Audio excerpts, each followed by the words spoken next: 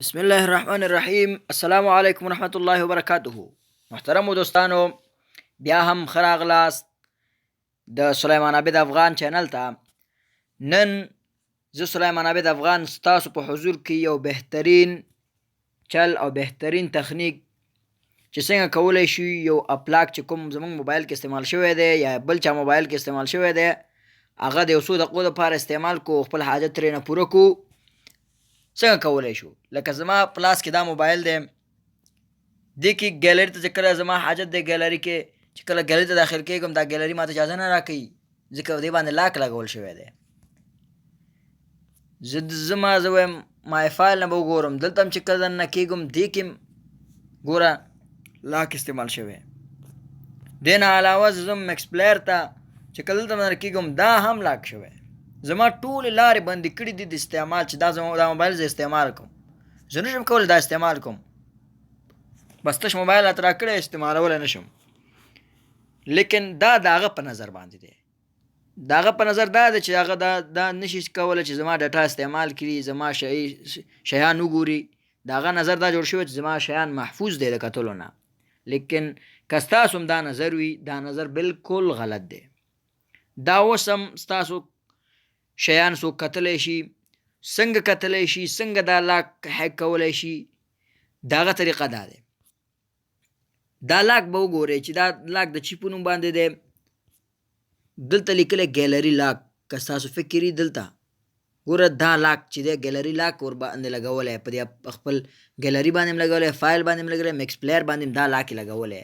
اول به دا لاکر به پیدا کړي چې د دې لاکر نوم چی دی. لکه ما سره دې موبایل کې ډېر لاکرونه دی، یو دا اپلاک دی، دا هم دی، خو زه یو کې استعمال کوم. د ټولو بنده هیک کول یو طریقه دی. دا فولډر لاک ما سره دی، بل چې دی دلته ګوره فولډر لاکر دی. نو ډېر لاکونه دي، خو دلته چې استعمال شوی دی د هغه چې دی ګیلري لاک دی.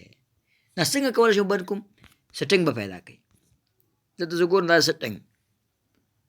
سیټنګ نه وروسته اپس به پیدا کوي. په دې اپس باندې کلیک کوي. اپس کې دننه هغه کوم اپلیکشن چې لاکر استعمال شوی دی ډیفالټ هغه به پیدا کوي. دلته به وګورو، لاندې راشه ګوره د لیکلی ګیلري لاک، دا د پیدا مې کو. په دې باندې چې کله کلیک کوي تاسو ته دا چوکاټ خلاصېږي.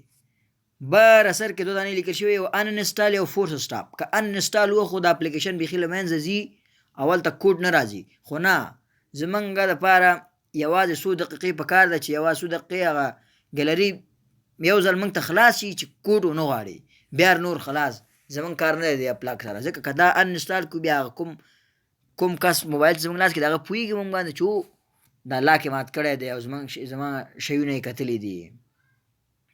نو نه، نو موږ غواړو چې څه شی وکړو، دا لاک هم په ځای پاتې شي او کوډ هم په ځای پاتې شي، خو زموږ کار هم وشي.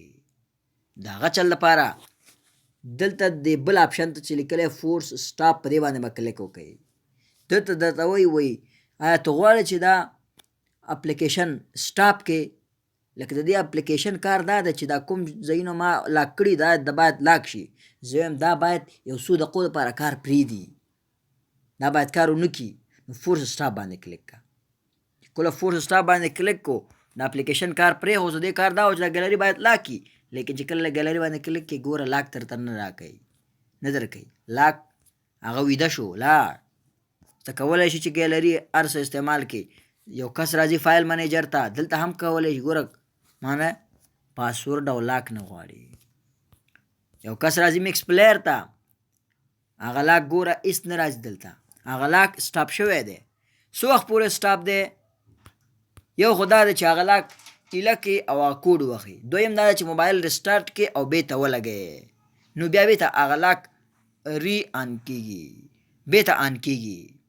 نو دا و د نن ورځې ویډیو. الله دې وکړي چې ستاسو خوښ شوی وي. او که مو چینل مې نه وي سبسکرایب کړی، نو چینل سبسکرایب کړئ. سلیمان عبید افغان 123@gmail.com دا چینل دی. او ویډیو مې خوښ شوی وي لایک هم کړئ او نور ملګرو سره شیر یې کړئ.